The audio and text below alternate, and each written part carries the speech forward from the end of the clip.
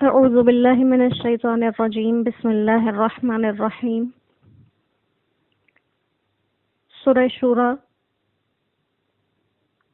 رکوع نمبر 5 آیت نمبر 31 اور پارہ نمبر 25 ہے۔ وما انتم اور نہیں ہو تم بمعجزین عاجز کر دینے والے، تھکا دینے والے، بھاگ کر فی الارض زمین میں۔ وما لکم اور نہیں ہے تمہارے لیے من دون اللہ اللہ کے سوا من ولیشن کوئی کام بنانے والا، ولا نصیر اور نہ ہی کوئی مددگار۔ ومن آیاتہ اور ایک اس کی نشانی ہے الجوار جو جہاز چلتے ہیں فی البحر دریا میں کل اعلام جیسے پہاڑ۔ ان یشاء اگر وہ چاہے یسکن الریح تو تھام دے ہوا کو فیظللنا پھر وہ رہیں رواکدہ ٹھہرے ہوئے علی ظہرہ اس کی پیٹھ پر۔ ان فی ذالک بے شک اس بات میں لآیات نشانیاں ہیں، پتے ہیں، لکل صبار ہر ایک قائم رہنے والے کے لیے، ہر ایک صبر کرنے والے کے لیے، شکور اور احسان ماننے والے کے لیے، شکر گزار کے لیے۔ او یوبقہن یا تباہ کر دے ان کو بما کسبوا بسبب ان کی کمائی کے، ویعفو عن کثیر اور بہت سوں کو یا بہتوں کو معاف بھی کر دے۔ وَيَعْلَمَ الَّذِينَ اور تاکہ جان لے وہ لوگ یجادلون جو جھگڑتے ہیں فی آیاتنا ہماری قدرتوں میں، ہماری آیات میں، ہماری نشانیوں میں، ما لہم من محیص ان کے لیے بھاگنے کی کوئی جگہ نہیں ہے۔ فما اوتیتم سو جو کچھ تمہیں ملا ہے من شیئن کوئی چیز میں سے، فمتاع الحیات الدنیا سو وہ برت لینا ہے دنیا کی زندگی میں، وہ دنیا کی زندگی کا ہی سامان ہے۔ وما عند اللہ اور جو کچھ اللہ کے پاس ہے، خیر بہتر ہے، وابقا اور باقی رہنے والا ہے، للذین آمنوا ایمان والوں کے لیے، وعلی ربہم اور ان جو اپنے رب پر یتوکلون بھروسہ رکھتے ہیں۔ والذین اور جو لوگ یجتنبون بچتے ہیں کبائر الاثم بڑے گناہوں سے، والفواحش اور بے حیائی سے، وَإِذَا مَا غَضِبُوا اور جب وہ غصے میں ہوں، ہم یغفرون تو وہ معاف کر دیتے ہیں۔ والذین استجابوا اور جنہوں نے حکم مانا لربہم اپنے رب کا، وَأَقَامُوا الصَّلَاةَ اور نماز کو قائم کیا، وَأَمْرُهُمْ شُورَى بَيْنَهُمْ اور کام کرتے ہیں آپس کے مشورے سے، وَمِمَّا رَزَقْنَاهُمْ اور جو ہم نے ان کو دیا ہے، يُنفِقُونَ اس میں سے خرچ کرتے ہیں۔ والذین اور وہ لوگ اذا اصابہم البغی جب ان پر ہو زیادتی، ان پر ہو چڑھائی، ہم ینتصرون تو وہ بدلہ لیتے ہیں۔ وجزاء سیئۃ اور برائی کا بدلہ، سیئۃ مثلها اسی کے جیسی برائی ہے، فمن عفا پھر جو کوئی معاف کر دے، واصلح اور صلح کر لے، فاجرہ تو اس کا ثواب علی اللہ اللہ کے ذمے ہے، انہ بے شک لا یحب الظالمین اس کو پسند نہیں آتے گنہگار، اللہ کو ظالم پسند نہیں۔ وَلَمَنِ انتصر اور جو کوئی بدلہ لے بعد ظلمہ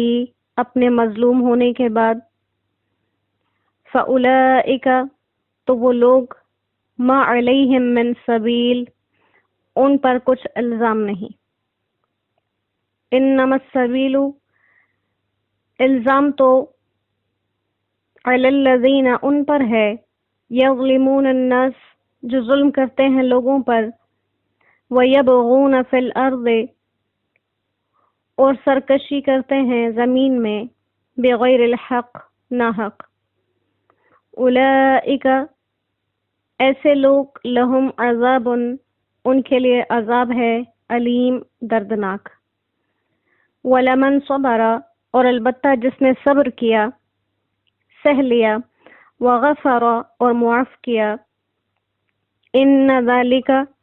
بے شک یہ، لمن عزم الامور ہمت کے کام ہیں۔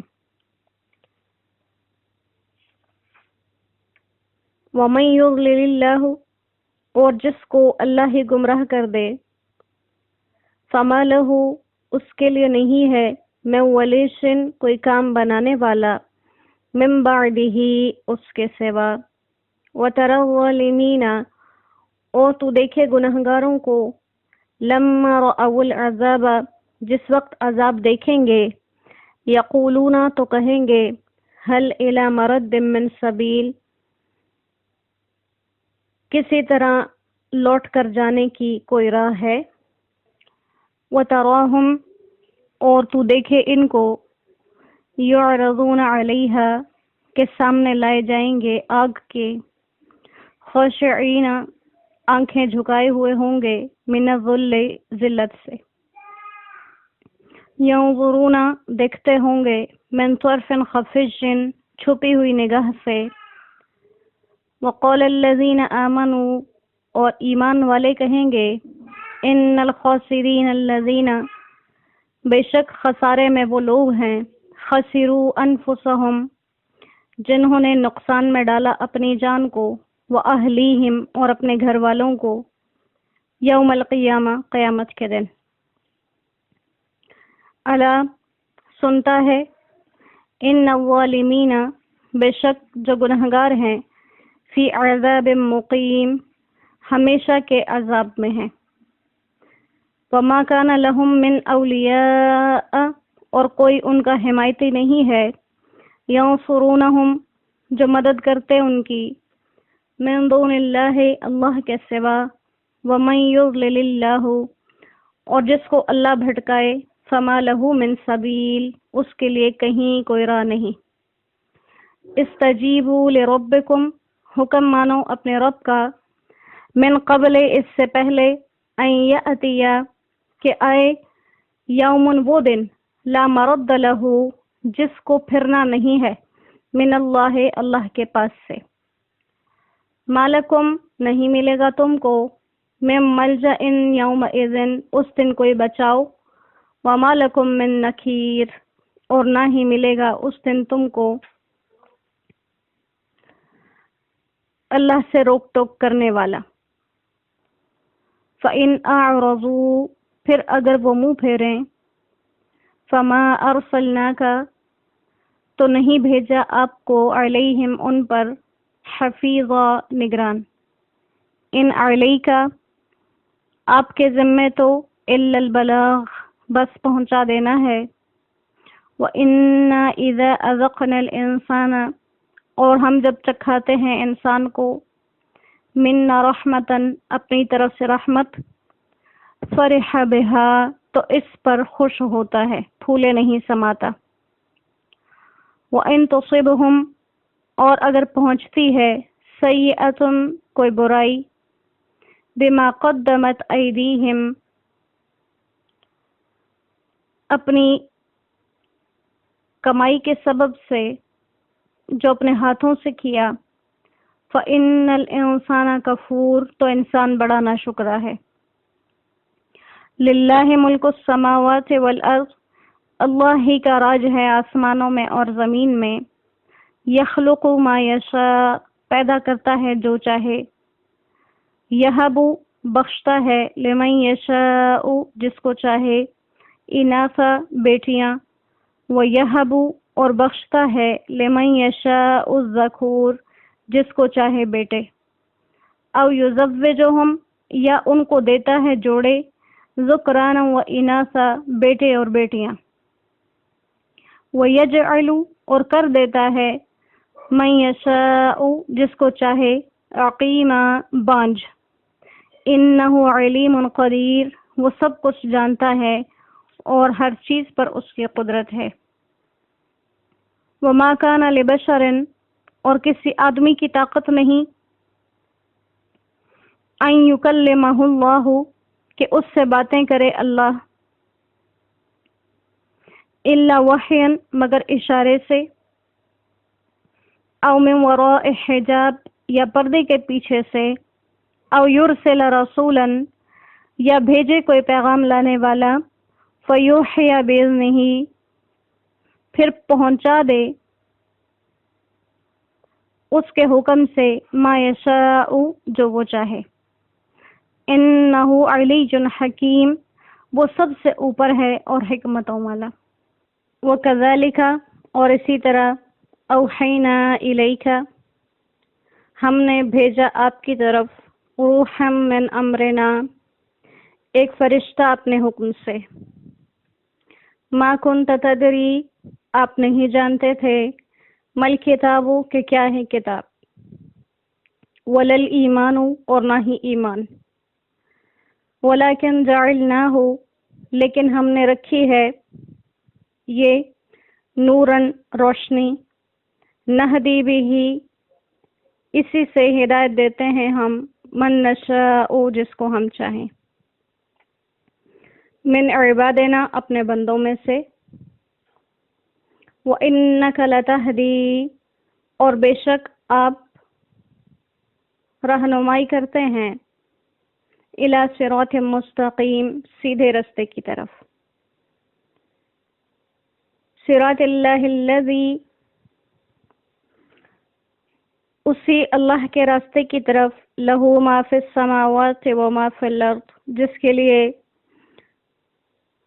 جو کچھ ہے آسمان اور زمین میں اسی کا ہے، الا جان لو، الی اللہ اللہ ہی تک، تصیر الامور پہنچتے ہیں سب کام۔ صدق اللہ العظیم۔ سورہ شورى توحید کے مضامین پر دلالت کر رہی ہے اور توحید کو انسانوں تک پہنچانے کے لیے اللہ سبحانہ و تعالی نے جو ایک ذریعہ مقرر کیا ہے نبوت کا، اور ہر امت کے لیے مختلف اوقات میں رہنمائی کے لیے ایک کتاب بھی اتاری، جو بعض انبیاء کی شریعت میں نئی کتاب کی صورت میں رہنمائی آئی، اور بعض انبیاء اسی پچھلی کتاب کی دوبارہ تعلیم کے لیے دنیا میں تشریف لائے۔ آپ صلی اللہ علیہ وسلم اللہ کی جانب سے آخری پیغمبر، آخری رسول، اور آپ کو جو راہ ہدایت کے لیے کتاب عطا فرمائی گئی وہ نئے سرے سے نئی رہنما کتاب تھی، جو پچھلی کتابوں کے اصلی مضامین کی تو تصدیق کرتی تھی، لیکن ان میں شامل لوگوں کی باطل باتوں کو بھی سامنے لائی کہ یہ وہ باتیں ہیں جو ان لوگوں نے اللہ کے ذمے جھوٹے بہتان باندھ دیے۔ اسی توحید کی نشانیوں میں سے اللہ سبحانہ و تعالی نے انسان کی تخلیق اور دنیا کے اندر اس کے رزق و روزی کی تقسیم کا تذکرہ فرمایا، اور انسان کو تنبیہ کی کہ تم پر جتنی بھی مصیبتیں آتی ہیں ان میں سے کچھ تو وہ ہوتی ہیں جو تمہارے برے اعمال کی وجہ سے تم پر مسلط کر دی جاتی ہیں، اور تمہارے برے اعمال میں سے اکثر سے تو اللہ درگزر ہی فرما دیتے ہیں۔ اب اللہ درگزر فرما دیتے ہیں تو کسی انسان کے ذہن میں، جیسے وہ لوگ اللہ کی خدائی کے ہی منکر تھے، تو یہ خیال آ سکتا تھا کہ وہ ہمیں معاف اس لیے کرتا ہے کہ شاید وہ عاجز ہے، کمزور ہے، تو اس لیے وما انتم بمعجزین فی الارض تم اس کو بھاگ کر زمین میں تھکا نہیں سکتے، یعنی یہ نہ سمجھو کہ وہ جو معاف کر دیتا ہے تو وجہ یہ ہے کہ وہ کمزور ہے، اور اگر تم اس کو کہیں پناہ لے کر اس سے چھپنا چاہو، یا اگر وہ تم سے مواخذہ کرنے لگے تو تم زمین کے کسی حصے میں جا کر چھپ جاؤ اور اس کو ہرا دو۔ ایسا نہیں ہے، بلکہ جب کبھی وقت آیا تو چاہے تم دنیا کے اندر کسی باطل معبود کو خدا سمجھتے رہے، یا کسی انسان کو، یا کسی جاندار کو، یا کسی بے جان کو، جب بھی کبھی وقت آئے گا تو تمہیں ہر سمت یہ بات سمجھ میں آ جائے گی کہ وَمَا لَكُم مِّن دُونِ اللَّهِ مِن وَلِيٍّ، اللہ کے سوا کام بنانے والا کوئی نہیں،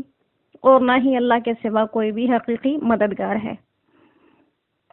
لہٰذا وہ جو تمہارے گناہوں سے درگزر کر دیتا ہے، وہ اس لیے نہیں کرتا کہ وہ کمزور ہے، تمہیں دبا نہیں سکتا یا تمہیں اپنے عذاب کی گرفت میں نہیں لے سکتا، بلکہ یہ اس کی قدرت کاملہ کی کچھ نشانیاں ہیں جو اپنے بندوں سے درگزر فرما دیتا ہے۔ اور اس کی توحید کی نشانیوں میں سے ایک نشانی یہ بھی ہے کہ چلتے ہوئے پانی کے اندر جہاز چلا دیے، اور جہاز ایسے چلا دیے، ایسے اونچے ایسے بڑے جہاز ہیں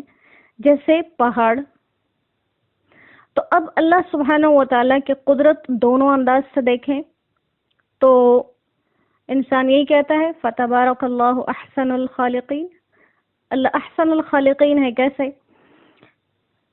ایک تو انسان اگر ایک چھوٹا سا لوہے کا، پیتل کا، تانبے کا سکہ دریا کی سطح پر رکھ دے وہ ڈوب جائے گا، لیکن منو تنو لوہا ہے، اللہ کے حکم سے، ایک اللہ کے حکم سے وہ ڈوبتا نہیں ہے، سمندر کی سطح پر قائم ہے۔ دوسرا، اتنا بھاری ہے وہ جہاز کہ اس کو کوئی ہلا نہ سکے اپنی جگہ سے، اس کے نیچے کوئی پہیے نہیں لگے ہوئے،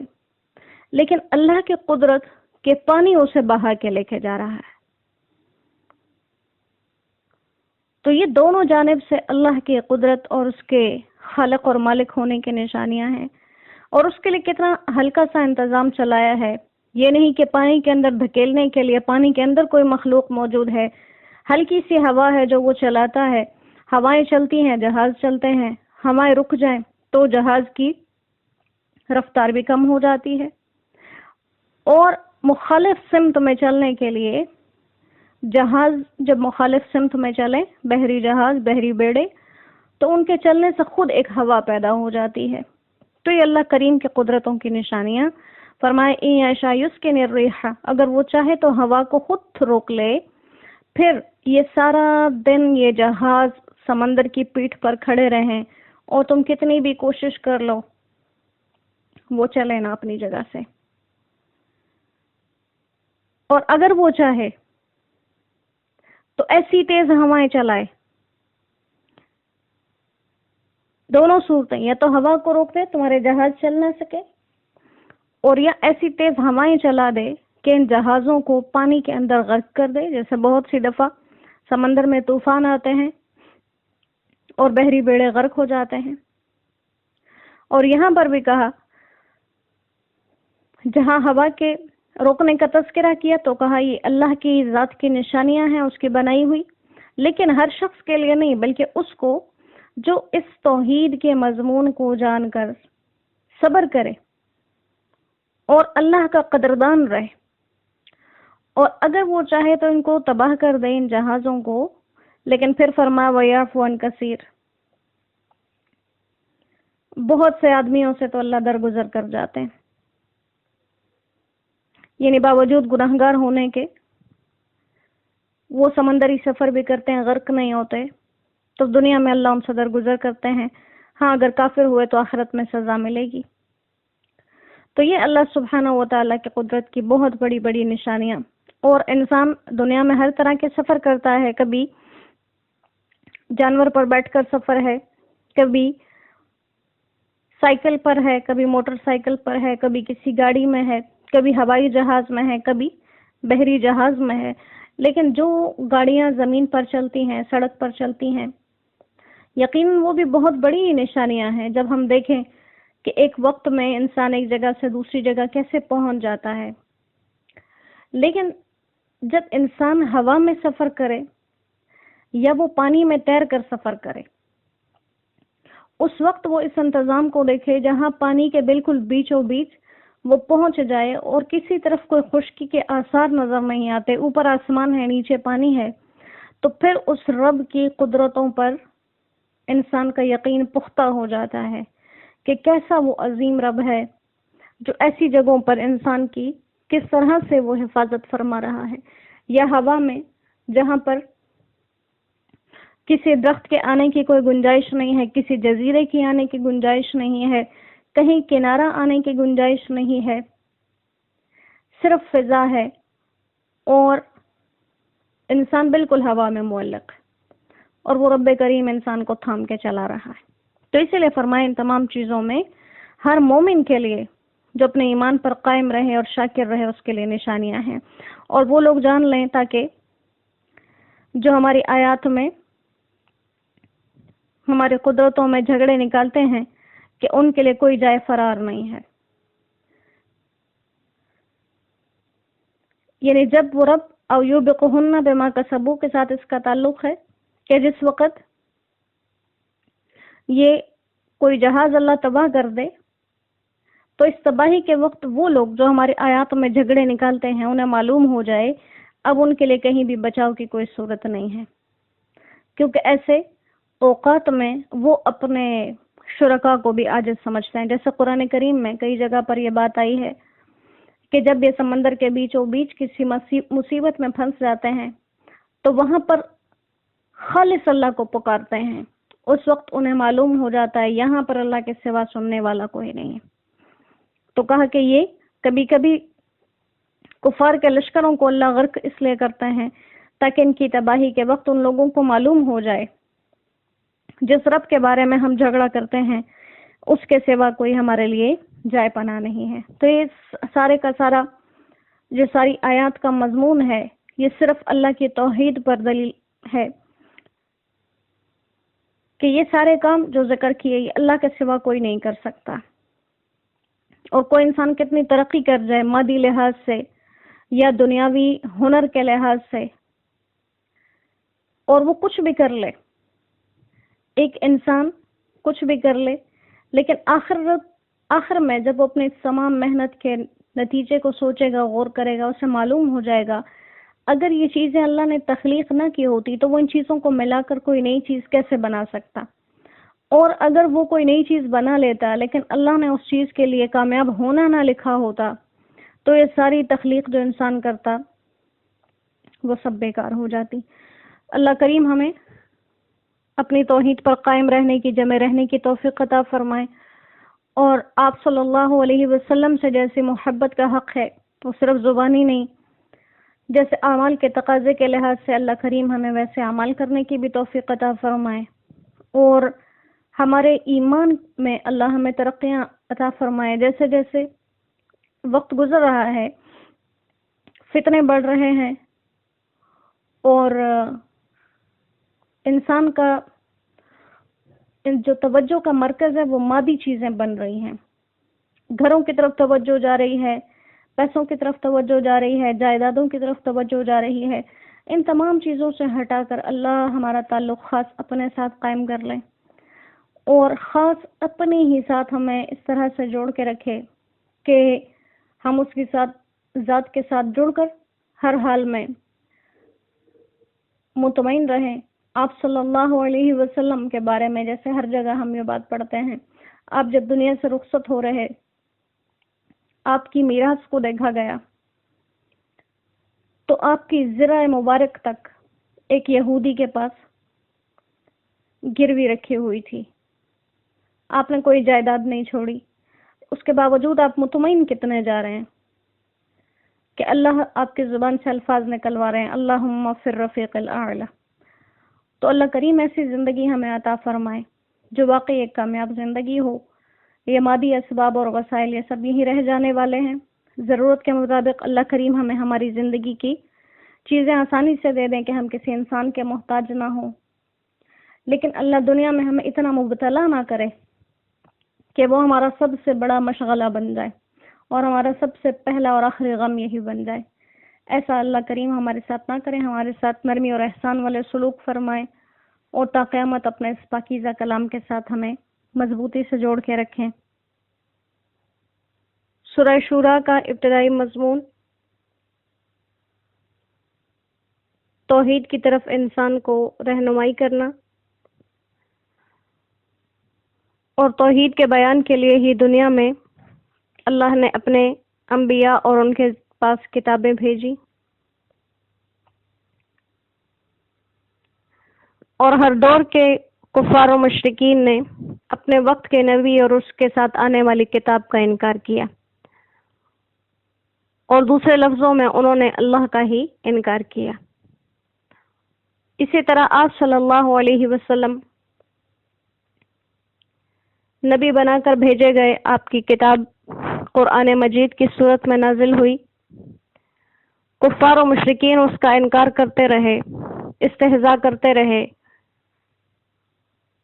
اور اللہ سبحانہ و تعالیٰ انہیں ایمان کی طرف لانے کے لیے آپ کے ذریعے طرح طرح کے معجزات دکھاتے رہے، لیکن پھر بھی وہ باز نہیں آئے۔ اللہ نے انہیں اپنے قدرت کی نشانیوں کی طرف متوجہ کیا، اور یہ بھی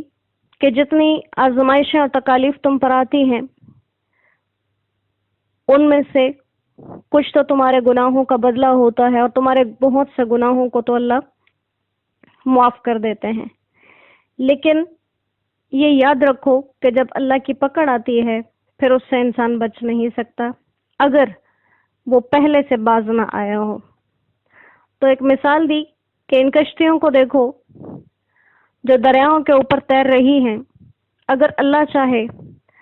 تو ان کو روک لے اور وہ سارا دن رکی رہیں اپنی جگہ پر، تو کون ہے جو انہیں ان کی جگہ سے ہلا سکے؟ یا اگر وہ ایسی ہوائیں چلا دے کہ تمہاری ہر جہاز اور ہر کشتیاں ڈوبتی رہیں، تو تمہیں اس عذاب سے کون محفوظ رکھے گا؟ اور پھر تم جان لو گے کہ تمہارے پاس خلاصی کی کوئی صورت نہیں ہے۔ اسی طرح دعا کا تذکرہ کیا کہ بعض اوقات کسی مومن کی بھی کوئی دعا قبول نہیں ہوتی، تو اس سے انسان پریشانی میں نہ آئے۔ فما اوتیتم من شیء فمتاع الحیات الدنیا سے تسلی دی ہے کہ دنیا کے طلب کرنے والے کی ہر دنیائی طلب پوری نہیں ہوتی، اور وہ آخرت سے بھی محروم رہتا ہے۔ اور جو شخص اصل میں آخرت کا طالب ہوتا ہے، اس کو دنیا میں چاہے کم چیزیں ملیں یا زیادہ، لیکن اس کو آخرت میں ترقی ملتی رہتی ہے۔ لہٰذا تمہیں جو یہ دنیا میں چیزیں دی گئی، یہ تو صرف دنیاوی زندگی کا سامان ہے اور دنیا میں استعمال کے لیے ہے۔ جب تم ختم ہو جاؤ گے یہ چیزیں بھی ختم ہو جائیں گی، یہ ہمیشہ رہنے والی نہیں ہے۔ لیکن جو چیزیں اللہ کے پاس ہیں وہ بہت بہتر ہیں اور باقی رہنے والی ہیں، کیفیت کے لحاظ سے بھی بہتر ہیں اور تعداد کے لحاظ سے بھی بہتر ہیں۔ وہ بہتر باقی رہنے والی چیزیں ہیں، لیکن وہ ہر کسی کو نہیں ملیں گی، اس کے ملنے کے لیے کچھ شرائط ہیں۔ دنیا کی یہ چیزیں یہ تو اللہ نے کفار کو بھی دے رکھی ہیں، اور سب سے بڑے جو اللہ کے منکر ہیں ان کو بھی دے رکھی ہیں، اور جو جتنا کفر میں بڑھے اتنا ہی اکثر مال میں بڑھ جاتا ہے۔ اور یہی اللہ تعالیٰ انسان کو سمجھانا چاہتے ہیں کہ اس مال کی اللہ کے نزدیک کوئی اہمیت، کوئی حیثیت نہیں ہے۔ تو آخرت کی نعمتوں کے حصول کے لیے کچھ شرائط ہیں، ان شرائط کے بغیر وہ نعمتیں نہیں ملیں گی۔ اس کی سب سے پہلی شرط تو ایمان لانا ہے، الذین آمنوا۔ ایمان کے بغیر تو وہاں کی وہ نعمت نہیں ملے گی۔ اس کے بعد کچھ اصول ایسے ہیں، اگر ان اصولوں پر عمل کیا جائے تو انسان کو فوراً ہی آخرت میں یہ نعمتیں مل جائیں گی، اور اگر ان شرائط کو پورا نہیں کیا تو اپنے گناہوں کی سزا بھگتنے کے بعد پھر ان کو یہ نعمتیں ملیں گی۔ الذین آمنوا کے بعد، ایمان کے بعد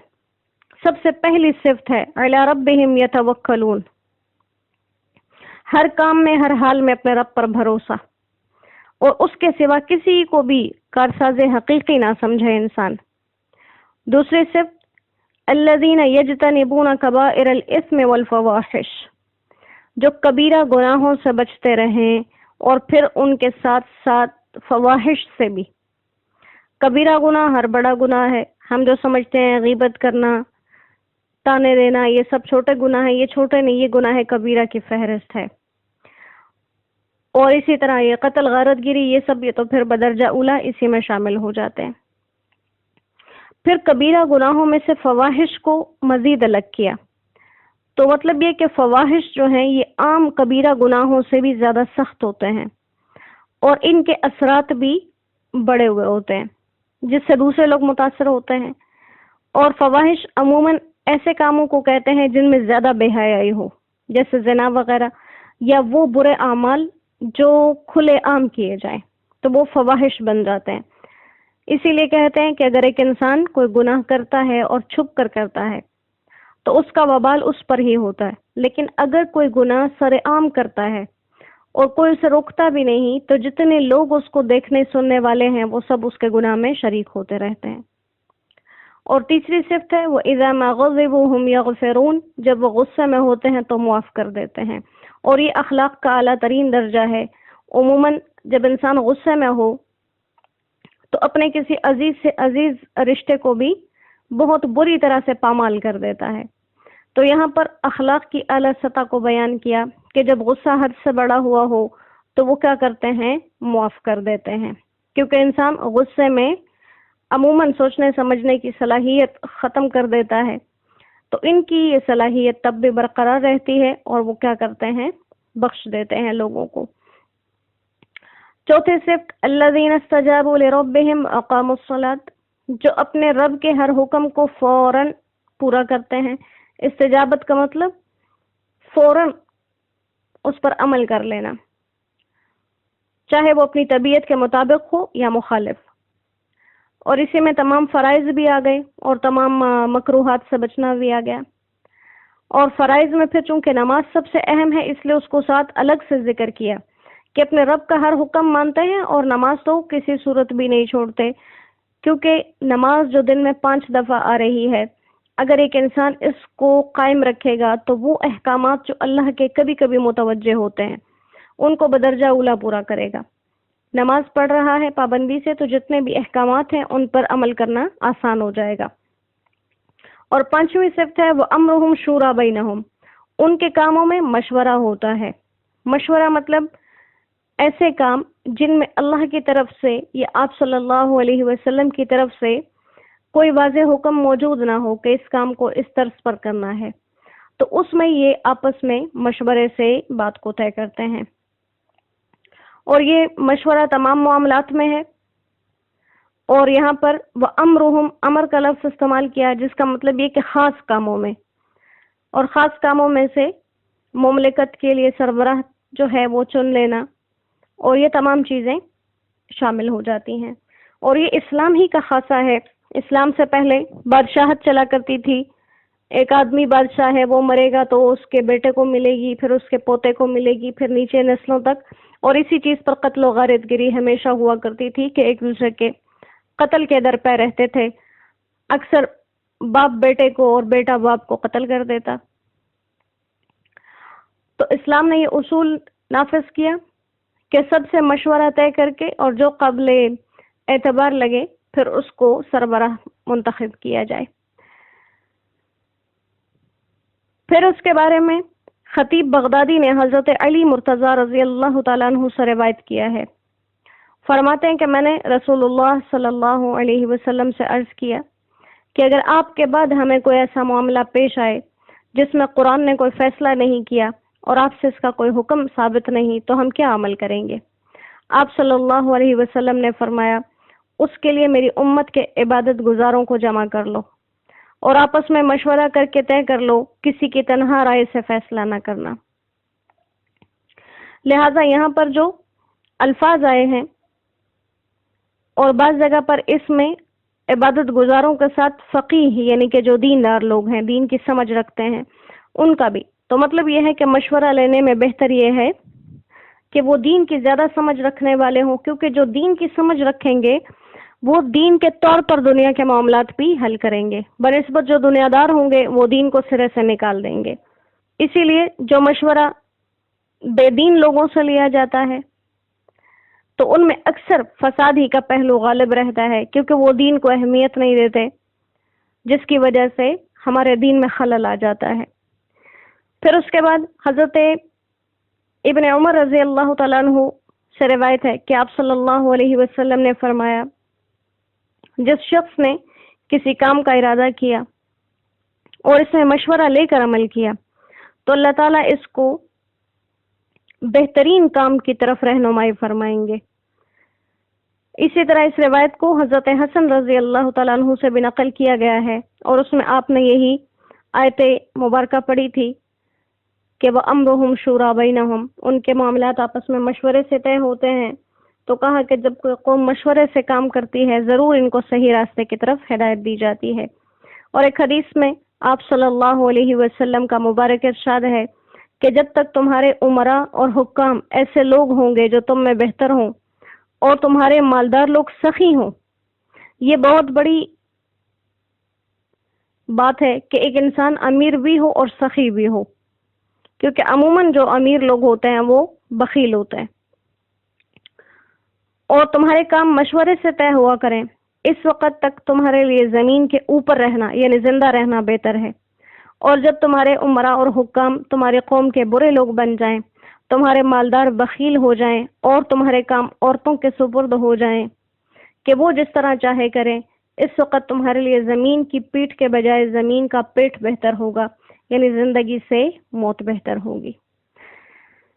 اور چھٹی صفت ان لوگوں کی کہ جو وَمِمَّا رَزَقْنَاهُمْ يُنْفِقُونَ، جو اللہ نے دیا ہوا ہے اس میں سے نیک کاموں میں خرچ کرتے ہیں، یعنی زکوٰۃ بھی ادا کرتے ہیں، نفلی صدقات بھی دیتے ہیں، یہ تمام چیزیں۔ پھر اس کے ساتھ یہاں پر پہلے مسجد میں نماز کا تذکرہ آیا، اقام الصلاۃ، اور اس کے بعد امرہم شورا بینہم، تو اس میں علماء فرماتے ہیں شاید اس طرف اشارہ ہو کہ چونکہ نماز کے قائم کرنے کے لیے باجماعت نماز ضروری ہے، تو باجماعت نماز میں چونکہ اجتماع ہو جاتا ہے، اس لیے وہاں پر مشورہ کرنا بہتر بھی ہوتا ہے اور آسان بھی ہوتا ہے۔ پھر اس کے بعد ان لوگوں کا حال کیا ہے، والذین اذا اصابہم البغی هم ینتصرون، کہ جب ان پر کوئی ظلم کرتا ہے تو یہ برابر کا انتقام لیتے ہیں، حد سے تجاوز نہیں کرتے، جیسے اس سے پہلے آیت میں بیان کیا کہ جب وہ غصے میں ہوتے ہیں تو معاف کر دیتے ہیں۔ تو اب یہ اس کی تفصیل بیان کی کہ کبھی کبھی معاف کرنا اگلے کی جرت کو بڑھانا اور اگلے کے ظلم کو بڑھانا ہوتا ہے، لہٰذا ان کے اندر یہ صفت بھی ہے کہ اگر وہ کبھی دیکھیں کہ انتقام لینا زیادہ بہتر ہے تو وہ انتقام لیتے ہیں، لیکن انتقام میں اس چیز کا خیال رکھتے ہیں کہ برابری کی حد سے آگے نہ بڑھیں، ورنہ پھر وہ خود ظالم بن جائیں گے۔ اس لیے کہا کہ برائی کا بدلہ برائی ہی ہے، لیکن اس کے برابر، یعنی جتنا جانی یا مالی نقصان کسی نے دیا اتنا ہی اس کو پہنچا دیا جائے، جیسی برائی اس نے کی اسی طرح اس کو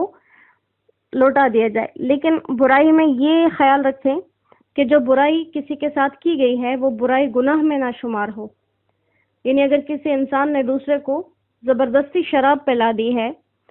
تو اب اس کے لیے یہ جائز نہیں ہوگا کہ وہ اس کو زبردستی شراب پلائے، کیونکہ وہ گناہ ہے۔ اور ساتھ میں آگے یہ بھی ذکر کیا کہ برابری کا بدلہ لینا تو جائز ہے، لیکن پھر بھی فمن عفا و اصلح، جس نے معاف کر دیا، درگزر کی راہ کو اختیار کیا، فاجرہ علی اللہ، اس کا اجر اللہ کے ذمے ہے۔ جیسے ایک حدیث مبارکہ میں بھی جنت کی ضمانت دی گئی ہے حق پر ہوتے ہوئے جھگڑا چھوڑ دینے کے لیے۔ حضرت ابراہیم نخعی رحمہ اللہ فرماتے ہیں کہ سلف صالحین کبھی بھی یہ بات پسند نہیں کرتے تھے کہ مومنین اپنے آپ کو فجار کے سامنے ذلیل کریں اور اس سے ان کی جرت بڑھ جائے۔ اس لیے جہاں یہ خطرہ ہو کہ فاسق لوگوں کی زبردستی کی صورت میں اگر ہم خاموش رہیں گے ان کی جرت بڑھے گی اور وہ باقی نیک سادہ لوگوں کو ستائیں گے، تو وہاں انتقام لینا ہی افضل ہے۔ جیسے ایک بات نقل کی جاتی ہے کہ ایک یہودی نے ایک مسلمان کے چہرے پر تھپڑ لگا دیا، تو مسلمان نے آگے سے اسی طرح سے اس کو تھپڑ لگا دیا۔ تو اس یہودی نے کہا کہ تم تو کہتے ہو کہ ہماری شریعت موسیٰ علیہ السلام کی شریعت سے افضل ہے، تو یہ کیسی افضل ہے؟ میں نے تمہیں تھپڑ لگایا تو تم نے جواباً تھپڑ لگا دیا۔ حالانکہ موسیٰ علیہ السلام کی شریعت تو یوں ہے کہ تمہارے ایک گال پہ تھپڑ لگایا جائے تو اپنا دوسرا گال آگے کر دو کہ اس پر بھی لگا لو، تاکہ اس شخص کو شرمندگی ہو اپنے کام کی۔ تو اس مسلمان نے جواب دیا کہ ہماری شریعت میں بھی اسی چیز کا حکم ہے، لیکن اگلے انسان کے حالات پر، احوال پر ہے، اور جب کبھی کوئی ایک گال پہ تھپڑ لگائے تو اس کو فوراً تھپڑ اس لیے لگا دو تاکہ اسے اندازہ ہو جائے کہ سامنے والا کمزور نہیں ہے اور وہ باقی لوگوں پر زبردستی نہ کر سکے۔ تو اسی طرح کہا کہ جو ظلم کرے اس کے بعد اس پر اتنا ہی ظلم کرنا، اس سے بڑھنا، یہ صحیح نہیں ہوگا۔ اور اسی طرح حضرت ابو بکر ابن عربی نے فرمایا کہ معاف کرنا اور انتقام مختلف حالات کے اعتبار سے مختلف ہیں۔ جو شخص ظلم کرنے کے بعد شرمندہ رہے اس کو معاف کرنا افضل ہے، اور جو شخص ظلم کرنے کے بعد اپنے ظلم اور ضد پر اڑا رہے تو اس سے انتقام لینا ہی افضل ہے۔ اور اللہ سبحانہ و تعالیٰ نے ان آیات میں مومنین کی یہ خصوصیتیں ذکر کی ہیں۔ پہلی، ہم یغفرون، کہ کتنے بھی وہ غصے میں آ جائیں یہ غصے میں مغلوب نہیں ہوتے، بلکہ تب بھی ان کے مزاج میں رحم و کرم غالب رہتا ہے اور معاف کر دیتے ہیں۔ اور ہم ینتصرون میں یہ بتایا کہ ان کی یہی خصوصیت بھی ہے کہ اگر کبھی ظلم کا بدلہ آ جائے اور ان کے دل میں یہ تقاضا ہو کہ اس کا بدلہ لینا چاہیے تو بھی اس میں وہ حق سے آگے نہیں بڑھتے، اگرچہ معاف کر دینا پھر بھی افضل ہے۔ تو ظلم کے بدلے میں دونوں طرف دیکھنا ہے کہ معاف کرنے میں اگلے کی بھلائی ہے یا ان سے بدلہ لینے میں بھلائی ہے۔ تو اسلام صرف ثواب کا دین نہیں ہے، ہمیشہ یہ بات کہی جاتی ہے۔ اسلام وہ ایسا دین ہے، ایسا کیسے ہو سکتا ہے کہ اس پروردگار نے آخری شریعت بھیجی ہو، آخری نبی بھیجا ہو اور وہ صرف ثواب کا دین بن جائے؟ یہ 24 گھنٹے کی زندگی کا دین ہے۔ ہم 24 گھنٹے کی زندگی اس کے مطابق گزاریں گے، ہمارے معاملات اللہ کے ساتھ سیدھے ہوں گے تو ساری دنیا سیدھی چلے گی۔ جب ہمارے معاملات اللہ کے ساتھ ٹیڑھے ہو جائیں گے تو یہ دنیا کی ساری چیزیں یہ اللہ کی مخلوق ہیں۔ جب ہمارے معاملات اللہ کے ساتھ صحیح ہوں گے، اللہ ان سب کو کہیں گے اس انسان کے لیے صحیح رہو۔ جب ہمارے معاملات اللہ کے ساتھ بگڑیں گے، اللہ کی یہ ساری مخلوق ہمارے لیے بگڑی ہوئی رہے گی۔ اسی لیے کہتے ہیں بعض لوگوں کے لیے مٹی بھی سونا ہو جاتی ہے اور بعض لوگوں کے لیے سونا بھی مٹی جیسا ہو جاتا ہے۔ تو انشاءاللہ اللہ کریم ہمیں اپنے خاص فضل و کرم سے اپنے دین پر صحیح سمجھ بوجھ کے ساتھ چلنے کی توفیق عطا فرمائے، اور اپنے دین کا کام اللہ بذات خود ہم سے لے لے تا قیامت اپنے اس پاک کلام سے ہمیں جوڑ کے رکھے۔ سورہ شورا ابتداً اس بات سے شروع ہوئی کہ جیسے ہر دور میں لوگوں کی ہدایت کے لیے انبیاء پر اللہ کی جانب سے وحی آتی رہی، ایسے ہی آپ کی جانب یہ سورت اور باقی پورا قرآن کریم بذریعہ وحی نازل کیا گیا ہے۔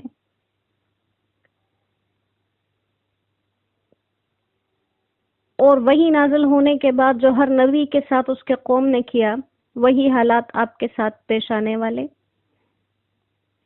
ہر نبی کی قوم نے اپنے وقت کے نبی کو جھٹلایا، نبوت کو جھٹلایا، کتاب کو جھٹلایا، اللہ کے پیغامات کو جھٹلایا، اور بیچ میں کچھ ایسے خوش نصیب لوگ ہوئے جو اپنے وقت کے نبی پر ایمان بھی لائے۔ ایمان لانے والوں کا تذکرہ بھی کیا کہ ان کا انجام، ان کا ٹھکانہ کیا ہے، اور نہ ماننے والوں کا انجام بھی ذکر کیا۔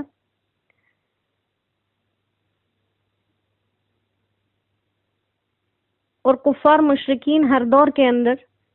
مالی لحاظ سے مومنین پر بھاری رہے، تو یہ بات ان کو ان کی سرکشی میں بڑھا دیتی تھی کہ اگر ہم ناحق ہوتے، باطل پر ہوتے، تو کبھی بھی یہ نعمتیں ہمیں حاصل نہ ہوتی۔ اللہ کریم نے ان کو بتایا کہ تمہیں یہ جو دنیا کی زندگی میں سامان ملے ہیں، یہ تو صرف دنیا کے برتنے کے لیے ہی ہیں، نہ یہ ہمیشہ رہنے والے ہیں، نہ یہ ساتھ جانے والے ہیں۔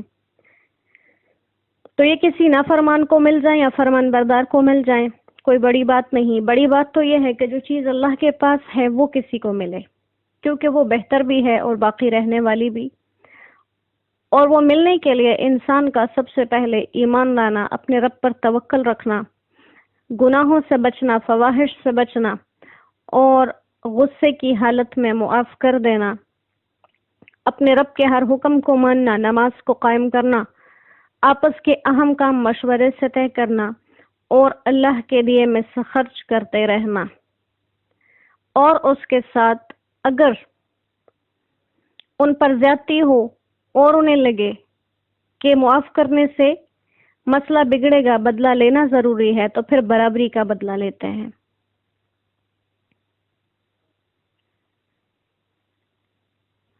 ان صفات کے ساتھ اگر کوئی متصف ہوگا تو پھر اللہ کریم کی جانب سے اس کو وہ دائمی اور باقی رہنے والی نعمتیں ملیں گی۔ پھر انہی لوگوں کی آگے مزید صفت ذکر کی جا رہی ہے کہ اب کوئی انسان یہ سوچ سکتا ہے کہ جس انسان پر ظلم ہوا اور اس نے بدلہ لے لیا تو یہ کہاں کا بڑا رہ گیا، یہ تو برابر ہو گیا ظالم کے ساتھ۔ لیکن فرمایا وَلَمَنِ انتَصَرَ بَعْدَ ظُلْمِهِ، جو ظلم ہو جانے کے بعد اپنا بدلہ لیتا ہے اس پر الزام نہیں آتا، لیکن بدلہ کس صورت میں؟ جزاء سیئۃ سیئۃ مثلھا، برابر کا بدلہ، برائی کا بدلہ اتنا ہی جتنی برائی کی گئی۔ تو اس شخص کے ذمے کوئی الزام نہیں آتا، الزام صرف ان پر آتا ہے جو لوگوں پر ابتداءً ظلم کرتے ہیں یا انتقام لیتے ہوئے ظلم کرتے ہیں۔ ایسے لوگوں پر پکڑ ہوگی، ان لوگوں کے سر یہ ظلم کا الزام آئے گا، اور اس کے علاوہ الزام ان پر آئے گا جو لوگوں پر ظلم کرنے کے ساتھ ساتھ پورے عالم میں فساد پھیلانے کا باعث بنتے ہیں، چاہے وہ فساد ایک شخص کی وجہ سے ایک گھر کے اندر ہو، یا ایک گاؤں کے اندر ہو، ایک شہر کے اندر ہو، یا پورے ملک کے اندر، یا پوری دنیا کے اندر۔ ہر اس شخص کو قابل الزام کہا گیا، اور ایسا اس لیے ہوتا ہے کہ جب کوئی انسان یبغونا، بغاوت پر اتر آئے، سرکشی پر اتر آئے، تو سرکش انسان تب ہوتا ہے جب وہ اپنے آپ کو بڑا سمجھے، جب اس میں تکبر آ جائے، کیونکہ جو شخص خود کو عاجز سمجھتا ہے وہ کبھی بھی دوسرے پر ظلم نہیں کرتا۔ تو جب انسان تکبر میں آ جائے اور تکبر کے سبب سے ظلم کرنا شروع کر دے تو پھر اس کے لیے عذاب ہے، اور وہ بھی دردناک۔ اور یہاں پر زمین میں ظلم کرے ناحق، تو یہ ناحق اس لیے کہا کیونکہ جب کوئی انسان تکبر میں آ جاتا ہے تو پھر وہ ہمیشہ ناحق راستے کو ہی چنتا ہے، کیونکہ اگر وہ حق کو چنے تو سب سے پہلے اس میں تکبر ہی نہ آتا۔ اس لیے کہا کہ ایسے لوگوں کے لیے جو دنیا میں یہ حالات پیدا کرتے ہیں ان کے لیے عذاب علیم ہے، اور جس عذاب کو اللہ دردناک کہہ رہے ہیں وہ یقیناً، اور ہمیشہ انسان یہ یاد رکھے کہ جس عذاب کو اللہ علیم فرما دے اس کے دردناک ہونے کی کیا انتہا ہوگی۔ اور یہ عذاب دنیا میں بھی نظر آتے ہیں، اور آخرت میں تو بلا شبہ ایسے لوگوں کو عذاب دیے ہی جائیں گے۔ اور وَلَمَنْ صَبَرَ وَغَفَرَ، اور جس نے سہ لیا، اپنے اوپر کیے ہوئے ظلم کو سہ لیا اور معاف بھی کر دیا، تو یہ ہمت کے کاموں میں سے ہے۔ لیکن بات پھر وہی ہے کہ اگر صبر کرنے سے ظالموں کے حوصلے بلند ہوتے ہوں اور وہ دوسرے کمزوروں کو نقصان پہنچائیں، اس صورت میں بدلہ لینا ہی زیادہ بہتر ہے۔ اور اس کو عزیمت کے کام کہا، اور عزیمت کے کام دوسری جگہ پر انبیاء کی طرف منسوب کیے گئے ہیں، اولو العزم من الرسل، یعنی کہ وہ پیغمبر جو اولو العزم تھے، عزیمت کے، ہمت کے کام کرنے والے تھے۔ تو یہ صبر کرنا یہ اللہ کی ذات کا خاصہ ہے، اور صبر کرنا انبیاء کا خاصہ ہے، لہذا انسان اگر اس صفت کو اپنا لے تو یہ اس کے لیے بہت ہی بہترین ہوتی ہے۔ اور اپنے ساتھ ظلم کیے ہوئے انسان سے برابری کا ہی بدلہ لینا، یہ بھی بہت بڑا صبر ہے کہ ایک انسان نے آپ پر ناحق ابتداءً ظلم کیا اور آپ نے صرف اس کے ظلم کا جواب دیا، تو یہ بھی بہت بڑا صبر ہے، اور یہ عزیمت کے کاموں میں سے۔ تو یہ حال تو ان لوگوں کا تھا جو اہل ہدایت تھے کہ وہ دنیا میں اللہ کی طرف سے ہدایت کے طلبگار رہے، تو اللہ نے ان کو ہدایت بھی دی اور آخرت میں ان کو ثواب بھی ملے گا، جس کی وجہ سے وہ اللہ کی لازوال نعمتوں کے مستحق ہوں گے۔ اور اہل گمراہی کا کیا حال ہے کہ جس کو اللہ گمراہ کر دے تو اللہ کے سوا اس کا کوئی کام بنانے والا نہیں، کوئی بھی اس کے کاموں کو بنا نہیں سکتا، اس کا کوئی چارہ ساز نہیں کہ اس کو پھر ہدایت کے راستے پر لے آئے۔ اور قیامت بھی ان لوگوں کے لیے دوہری عذاب والی ہے۔ اس دن ان کا حال جب وہ اپنے عذاب کو دیکھیں گے تو وہ حسرت سے کہیں گے کہ کیا دنیا میں واپس جانے کی کوئی صورت بن سکتی ہے؟ حل الی مرد من سبیل، کیا لوٹ کر جانے کا کوئی راستہ ہے؟ اب یہ اللہ کریم کے احسانات میں سے عظیم احسان ہے کہ ہمیں آخرت سے پہلے آخرت کے معاملات سے خبردار کیا جا رہا ہے کہ قیامت آئے گی اور ظلم کرنے والوں کو، سرکشی کرنے والوں کو، اللہ کے نافرمانوں کو اس چیز کی قدر محسوس ہوگی، اس چیز کا ان کو احساس ہوگا وہ کیا تھا جو ہم نے کھو دیا، لیکن اس وقت کا افسوس، اس وقت کا دکھ کسی کام کا نہیں۔ لہذا انسان ان کاموں کو جن کی وجہ سے اللہ کی رضامندی حاصل ہوتی ہے اپنے سامنے رکھے، جن کاموں سے اللہ کی ناراضگی کا حقدار بنتا ہے ان کو سامنے رکھے،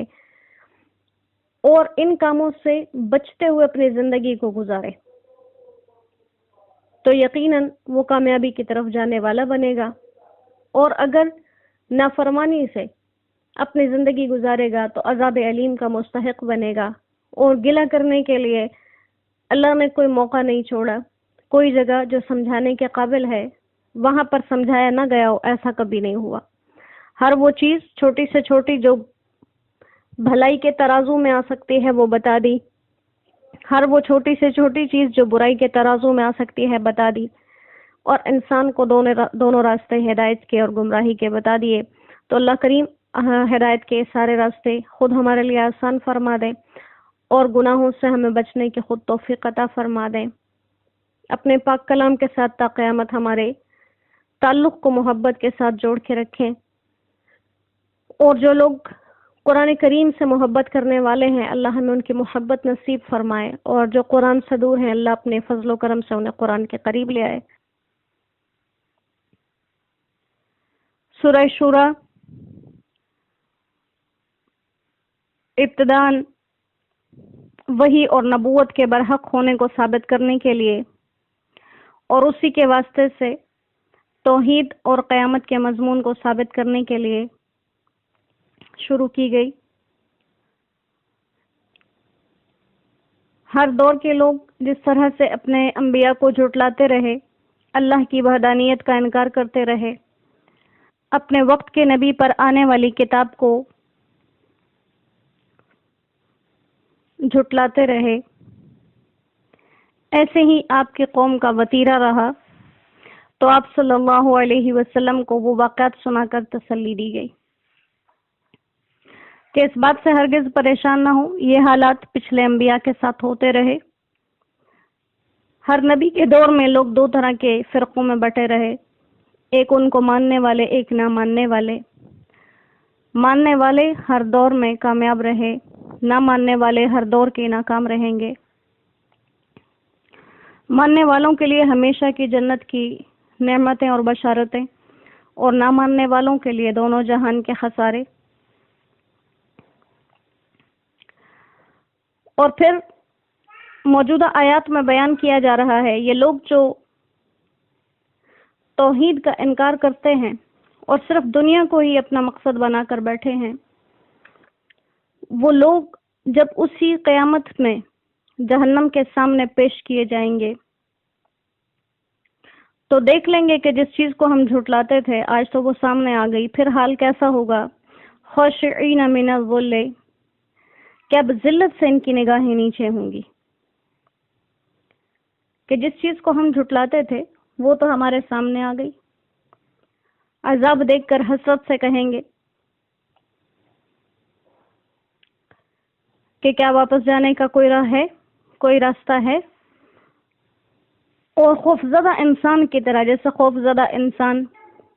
اس چیز کو جس سے وہ خوفزدہ ہوتا ہے ڈری ہوئی نگاہ سے دیکھتا ہے، ایسے ہی وہ ڈری ہوئی نگاہوں سے اب دیکھیں گے کہ یہ تو وہی ہے جس کے ہم انکار کیا کرتے تھے اور آج وہ ہمارے سامنے آ گئی. اور اس کے برعکس جو مومنین ہوں گے وہ جب ان کے حالات کو دیکھیں گے تو اس بات پر اللہ کا شکر ادا کریں گے کہ ہم ان حالات سے بچ گئے، اور ان پر ملامت کے لیے کہیں گے کہ آج تو مکمل خسارے میں وہی لوگ پڑے جنہوں نے صرف اپنے آپ کو نہیں بلکہ اپنے متعلقین کو بھی قیامت کے دن خسارے میں ڈالا. اور یہی اصل میں خسارہ ہے. ہم دنیا میں دیکھتے ہیں کہ خسارہ کام کا ہے، کاروبار کا ہے، چیزوں کے کم ہونے کا ہے، لیکن حقیقتاً خسارہ کون سا ہے؟ ان الخاسرین الذین خسروا انفسهم. بے شک خسارے میں پڑنے والے وہ ہیں جنہوں نے اپنے آپ اور اپنے اہل و عیال کو قیامت کے دن خسارے میں ڈال دیا. اور وہ خسارہ ایسا ہے جس کی کوئی بھرپائی نہیں، جس کے بعد کوئی حساب کتاب کے ذریعے انسان خسارے سے نکل نہیں سکتا، سرمایہ لگا نہیں سکتا. سرمایہ داری کے لیے یہ دنیا ہے. دنیا میں جتنا سرمایہ لگانا ہے لگا لیجئے، کیونکہ اللہ کریم فرماتے ہیں کہ یہ میرے ساتھ کی ہوئی تجارت وہ تجارت ہے جس میں خسارہ نہیں. تو اب جس انسان کو خسارہ ہو گیا اس کے لیے وہاں پھر نقصان مکمل کرنے کی کوئی صورت نہیں. اور کہا کہ یہ ایسا عذاب نہیں ہے ایک دن آیا دوسرے دن ٹل جائے گا. ان الظالمین فی عذاب مقیم، ہمیشہ ہمیشہ کا عذاب ہے ان لوگوں کو جو اللہ کو جھٹلاتے رہے، وقت کے نبیوں کی بات نہ مانتے رہے، ان کے جانے کے بعد ان کی تعلیمات کو چھوڑ دیا، وہ ہمیشہ کے عذاب میں ہیں. اور جب وہ اللہ کی طرف سے عذاب میں گرفتار ہیں تو کوئی ہے ہی نہیں جو جا کے ان کی مدد کرے، کیونکہ جب ایک انسان کسی تکلیف میں مبتلا ہوتا ہے تو اللہ کریم اپنی ہی کسی مخلوق کے ذریعے اس کی مدد کرتے ہیں. لیکن یہاں پر معاملہ بگاڑ ہی اللہ سے لیا ہے. اب جب معاملہ اللہ کی طرف سے بگاڑ لیا انسان نے تو کوئی ہے نہیں جو اس کی مدد کے لیے آئے، اور نہ ہی کوئی اس کی طرف سے معذرت پیش کر سکے. کوئی عذر نہیں، کوئی معذرت نہیں، کوئی سفارش نہیں، کوئی کچھ کام نہیں آئے گا. لہذا نجات کا کوئی ذریعہ نہیں، اور جس کو اللہ گمراہ کر دے وہ کہاں سے کوئی راستہ ڈھونڈ سکتا ہے. اس لیے بہترین بات یہ ہے کہ یہ قیامت کے دن کے خسارے بھی سامنے، قیامت کے دن کے فائدے بھی سامنے. تو عقل مند انسان کا کام کیا ہے کہ استجیبوا لربکم من قبل، وہ اپنے رب کا حکم مان لے اس دن کے آنے سے پہلے جس دن نے اللہ کی جانب سے ٹلنا نہیں ہے. یعنی قیامت کا جو دن اللہ نے مقرر کر دیا وہ کسی بھی صورت ٹلنے والا نہیں ہے، وہ آ کے ہی رہے گا. جب آ کے رہے گا تو اس کے آنے سے پہلے پہلے جتنی بھی مہلت ملی ہوئی ہے، ہر انسان اپنی زندگی میں مہلت میں جی رہا ہے. جس دن اس کی زندگی ختم ہو گئی اس کی مہلتیں ختم ہو گئی. تو اپنی اس مہلت کے زمانے سے فائدہ اٹھائیں اور قیامت کا عذاب آنے سے پہلے توبہ کر لیں، ایمان لیں، اپنی اصلاح کر لیں. اور یہ چیزیں آپ صلی اللہ علیہ وسلم کو تسلی دینے کے لیے بھی بیان کی جا رہی ہیں کہ ایسا نہیں جو آپ کی بات نہیں سن رہا، جو آپ کی بات نہیں مان رہا، وہ قیامت میں فائدے میں رہے گا. اگر ایسا ہوتا پھر اس قانون کا کیا فائدہ رہ جاتا، یا کسی مومن کے ایمان کا کیا فائدہ ہوتا اور کسی کافر کے کافر ہو جانے کا کیا نقصان ہوتا. اصل میں تو مسئلہ ہی یہ ہے کہ دنیا کے اندر تو انسان جیسے بھی رہے، فیصلے کی جگہ ایک مقرر ہے جس دن گنہگاروں کا اور نیکوکاروں کا معاملہ الگ الگ ہو جائے گا. خسارہ پانے والے اور وہ تجارت کرنے والے جس میں نقصان نہیں، دونوں الگ الگ ہو جائیں گے. اور ہر ایک انسان کو یہ چیز نظر آ جائے گی کہ اس نے کیا کیا تھا اور اس کے ساتھ کیا کیا جا رہا. انسان جیسے اپنے ساتھ پسند کرتا ہے کہ اللہ اس کے ساتھ معاملے فرمائے، ویسے اسے اس دنیا کے اندر معاملات کر لینے چاہیے. تو کہا کہ وہ قیامت کا دن ایسا ہے جو خود اللہ نے ہی مقرر کیا ہے، اور جب وہ آئے گا تو پھر وہ لوٹے گا نہیں، ختم نہیں ہوگا اپنی جگہ سے. جس دن مقرر ہے اسی دن آئے گا. ما لکم من ملجأ یومئذ، اس دن تمہیں کوئی بچاؤ کی جگہ نہیں ملے گی. دنیا میں اگر کوئی نافرمان ہے، کوئی اللہ کو نہ ماننے والا ہے، کافر ہے، مشرک ہے، تو ہر ایک کی ایک جائے پناہ ہے. جائے پناہ کا مقصد کہ وہ کوئی گروہ ہے جو اپنے گروہ کے پاس جا کر وہ انسان سمجھتا ہے کہ وہ پناہ میں آ گیا، یا ان کا کوئی کافر سردار ہے یا ان کا کوئی مشرک سردار ہے جس کے پاس جا کر وہ سمجھتے ہیں کہ اب ہم مضبوط پناہ میں آ گئے، تو کہا یہ جو پناہ تمہیں ملتی ہے دنیا میں یا بچاؤ کے ذریعے ملتے ہیں، یہ تو قیامت کے دن نہیں ہوں گے، اور نہ ہی کوئی ایسا ہوگا جو تم سے اللہ کے عذاب کو پکڑ دکڑ کو ٹال سکے، اور نہ ہی کوئی یہ پوچھے گا کہ ان کے ساتھ یہ کیوں کیا جا رہا ہے، کیونکہ یہ کیوں کیا جا رہا ہے کہ سوال اور جواب یہ آخرت میں نہیں چل سکتے۔ دنیا میں ایک وسیع میدان اللہ نے دیا، کون سے کاموں سے اللہ راضی ہوتے ہیں بتا دیا، کن کاموں سے ناراض ہوتے ہیں وہ بھی بتا دیے۔ اب بات رہ گئی قیامت کے دن کی، تو اس دن صرف سوال جواب کرنے والی ذات اللہ کی ہوگی، انسان کے وہاں عذر معذرتیں نہیں پیش ہو سکتی۔ دنیا میں کافر ہے تو ایمان لے آئے، ایمان والا ہے اور اعمال صالحہ کی طرف نہیں تو اس میں لگ جائے۔ دنیا میں بہت سی گنجائشیں اللہ نے رکھی ہیں، اور یہ موت پر ہر گنجائش کا اختتام ہے، تو انسان اپنی زندگی کو کامیاب بنانے کی کوشش کرے، اور یہ کتاب ایک رہنما کتاب ہے، یہ اللہ کی جانب سے آئے ہوئے تمام پیغامات پر مشتمل کتاب ہے، کن حالات میں کیسا کرنا چاہیے اور اس سے اللہ راضی ہوں گے، کن حالات میں کیسا نہیں کرنا چاہیے کہ اللہ کی ناراضگی نازل ہوگی، یہ تمام باتیں اس میں موجود ہیں۔ اس کے باوجود انسان کا نفع اور نقصان اس کے ہاتھ میں رکھا گیا ہے، کسی پر زبردستی کوئی چیز مسلط نہیں کی گئی، ہر ایک کو ماحول دیا گیا اور ہر ایک کو سمجھ بوجھ دی گئی، اب وہ اپنے لیے راستہ چن لے، اور جیسا راستہ چنے گا اس کا انجام قرآن کریم کے اندر موجود ہے۔ اللہ کریم اپنے فضل و کرم سے ہمیں نیکی کے راستوں پر چلنے کی توفیق عطا فرمائے، گناہوں سے ہماری حفاظت فرمائے، اور جتنے ہو چکے ان سے درگزر فرما دے، تا قیامت اللہ اپنے اس پاک کلام کے ساتھ ہمارے تعلق کو مضبوطی سے جوڑ کے رکھیں۔ وما علینا الا البلاغ۔ تمام انبیاء کی نبوت اور ان پر بھیجی جانے والی کتابوں کی طرح ہی آپ کی نبوت اور آپ پر آنے والی وحی کے مضامین پر مشتمل ہے۔ جیسے باقی انبیاء کو نبوت کے بعد ستایا گیا، ان کی کتابوں سے انکار کیا گیا، ان کے دعوت توحید سے انکار کیا گیا، ان کے قیامت کے احوال سے انکار کیا گیا، ایسے ہی آپ صلی اللہ علیہ وسلم کے ساتھ معاملات پیش آئے۔ آپ کی قوم نے یعنی قریش نے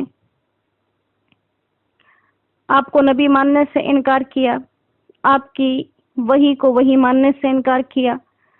اللہ کی وحدانیت سے انکار کیا اور قیامت کا انکار کیا۔ ان کے احوال بھی ذکر کیے، اور آپ کی قوم میں سے جو مان گئے، جو ایمان لے آئے، اور ہر امت میں سے جو مومنین ہیں ان کا ٹھکانہ بھی ذکر ہوا۔ مومنین چاہے جس دور کے بھی ہوں ان کا ٹھکانہ جنت ہے، اور منکرین چاہے کسی دور کے ہوں ان کا ٹھکانہ جہنم ہی ہے۔ ان کے انجام کے بعد آپ صلی اللہ علیہ وسلم کو تسلی دی جا رہی ہے کہ اللہ نے آپ کے ذریعے، معجزات کے ذریعے، اپنی اس کتاب کے ذریعے ہر طریقے سے اس قوم کو ڈرایا ہے، پھر بھی اگر یہ دعوے توحید سے مخالفت کرتے ہیں یا قیامت کا انکار کرتے ہیں، آپ پریشان نہ ہوں، کیونکہ اللہ سبحانہ و تعالیٰ نے آپ کو نبی بنا کر بھیجا ہے، ان کے اعمال پر نگران نہیں، کہ قیامت کے دن آپ سے پوچھا جائے کہ آپ تو نگران تھے، آپ کو انہیں زبردستی اس راستے پر لگانا چاہیے تھا۔ فَإِنْ أَعْرَضُوا فَمَا أَرْسَلْنَاكَ عَلَيْهِمْ حَفِيظًا۔ اگر یہ منہ پھیرتے ہیں تو آپ پر کچھ حرج نہیں ہے، کیونکہ آپ نگران نہیں ہیں، بلکہ ان علیک الا البلاغ، آپ کے ذمہ اللہ کے پیغامات کا پہنچانا ہے، اس پر عمل پیرا ہونا یہ انسان کی اپنی ذمہ داری ہے۔ لہٰذا آپ اس چیز سے غم نہ کریں کہ اگر یہ لوگ اللہ کے بتائے ہوئے پیغامات پر عمل نہیں کرتے تو اس میں آپ کا قصور نہیں ہے، یہ ہر انسان کا اپنا قصور ہے، اور انسان کی اصلیت تو یہ ہے کہ اللہ فرماتے جب میں اپنی طرف سے اس کے کسی عمل پر نہیں، کیونکہ انسان کے اعمال تو بہت کم ہی ایسے ہیں جس سے وہ رحمت کا امیدوار بنتا ہے، اکثر تو اعمال ایسے ہی ہیں جو عذاب کے مستحق ہوتے ہیں۔ تو اللہ فرماتے ہیں جب میں کسی کو اپنی طرف سے رحمت دیتا ہوں تو ایسا خوش ہو جاتا ہے گویا یہ اس کا ذاتی کمال ہے، اور جب اس کے کسی کیے کا عمل اس کے سامنے آتا ہے، اس کی کوئی برائی اس کے سامنے آتی ہے، تو پھر اس وقت وہ اللہ سے شکوے شکایتیں کرنے لگ جاتا ہے کہ یہ تو اللہ نے ظلم کر دیا، زیادتی کر دی، میرے سوا تو اور کوئی ہے نہیں جس کے اوپر تکلیفیں آ سکیں۔ تو یہ انسان کے اپنے اعمال کا نتیجہ ہے۔ للہ ملک السماوات، اس کی تو بادشاہی اتنی وسیع ہے کہ زمین اور آسمان کی تخلیق میں اس کا کوئی شریک نہیں۔ ہر چھوٹی سے چھوٹی چیز، ہر بڑی سے بڑی چیز محض اس کی قدرت سے ہی بنی ہوئی ہے، اور اس کے علاوہ ہر چیز، یہاں تک کہ انسان جو اپنے آپ کو سمجھتا ہے بڑے ہو کر کہ وہ کسی کا محتاج نہیں، وہ خود دیکھے جب اس کی اپنی اولاد ہو رہی ہے، وہ ان تمام مراحل کو دیکھے اور اپنے آپ کو اس جگہ پر رکھ کر سوچے کہ انہی تمام مراحل سے گزر کر آج میں ایک طاقتور انسان ہوں۔ یہب لمن یشاء اناثا، کسی کو بیٹیاں دیتا ہے۔ اس لیے علماء کرام فرماتے ہیں کہ چونکہ یہاں پر بیٹیوں کے ذکر کو سب سے پہلے اللہ کریم لے کر آئے ہیں، تو اس حوالے سے وہ عورتیں بہت بابرکت ہوتی ہیں جن کی پہلی اولاد بیٹی ہوتی ہے، اور کسی کو چاہے تو بیٹے دے دے اور چاہے تو جوڑے کے ہی دے دے، بیٹے بھی دے اور بیٹیاں بھی دے، یہ سب اسی کی تخلیق ہے۔ خود ماں اور باپ کے ارادے کو اس میں کوئی دخل ہی نہیں ہوتا کہ کوئی انسان یوں کہے کہ صفا میرا بیٹا ہی ہو اور وہ بیٹا ہی ہو، یا بیٹی ہو تو بیٹی ہو جائے، ایسا نہیں ہے۔ یہ انسان کے پیدائش کے مراحل کیسے طے ہوتے ہیں کسی کو نہیں معلوم سوائے اللہ کے۔ وہ کسی کو لڑکے اور لڑکیاں دیتا ہے، کسی کو صرف لڑکیاں، کسی کو صرف لڑکے، اور کسی کو بالکل بانجھ کر دیتا ہے کہ ان کی اولاد ہی نہیں ہوتی۔ اور حضرت واصلہ بن اسقا رضی اللہ تعالیٰ عنہ نے یہ فرمایا ہے کہ جس عورت کے بطن سے پہلے لڑکی پیدا ہو وہ مبارک ہوتی ہے، بابرکت ہوتی ہے۔ اور اسی چیز کے اوپر انسان دیکھے کہ انسانی معاشرے کا کیا رویہ ہے، کہ لڑکیوں کی پیدائش پر انسان کا رویہ کس طرح کا ہوتا ہے۔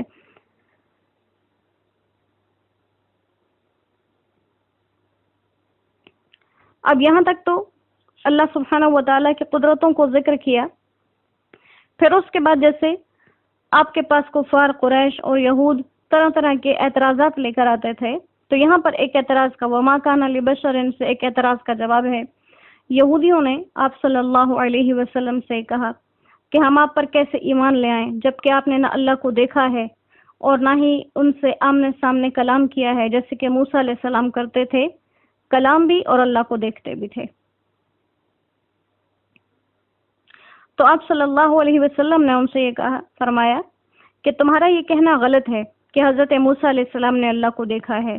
اس پر یہ آیت مبارکہ نازل ہوئی جس کا خود حاصل یہی ہے کہ کسی انسان کے لیے بھی اللہ کے ساتھ بالمشافہ یعنی آمنے سامنے کلام کرنا اس دنیا میں ممکن نہیں ہے۔ وما کان لبشر ان یکلمہ اللہ،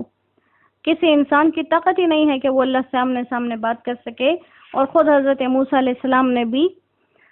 براہ راست اللہ کا کلام نہیں سنا کہ اللہ سامنے سناتے اور وہ سنتے، بلکہ پس پردہ آواز سنی تھی۔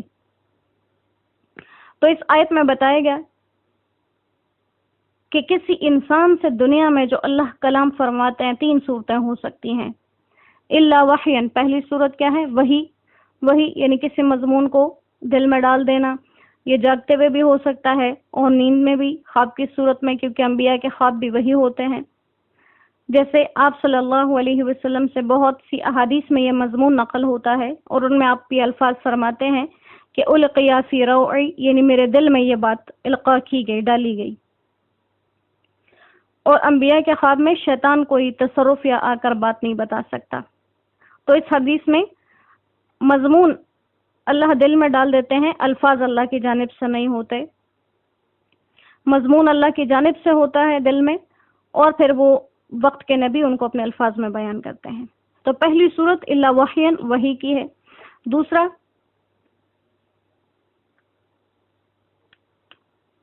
او من وراء حجاب، یا پس پردہ، جاگتے ہوئے تو کلام سنیں لیکن پس پردہ ہو، جیسے کہ موسیٰ علیہ السلام کو کوہ طور پر پیش آیا کہ اللہ تعالیٰ کا کلام تو سنتے تھے، زیارت نہیں ہوتی تھی، اسی لیے کلام سننے کے بعد زیارت کی درخواست کی تھی کہ ربی ارینی انظر الیک، اے اللہ مجھے دکھائیے، میں آپ کو دیکھنا چاہتا ہوں، اور اللہ نے فرمایا لن ترانی، آپ نہیں دیکھ سکتے۔